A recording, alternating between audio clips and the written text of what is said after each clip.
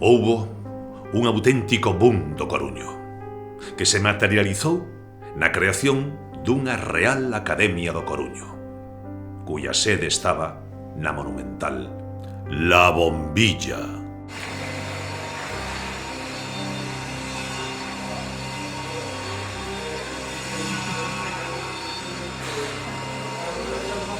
Axiña houve unha aliada por crear un ente, un organismo, co percal de fixar as palabras e os vocablos coruños, porque hai que coscarse de que o Coruño sobrevivira gracias á tradición oral. Desde o século XIII non temos movida de ningún escrito, é como milagroso. Así, na primavera de 2008, fundouse o movidón da Real Academia do Coruño, ou RAC, aprobada por Juan Carlos I, quen a acolleu baixo o seu amparo real protección. O Notas foi o primeiro elixido, non o primeiro académico, sen dúbida un orgullo.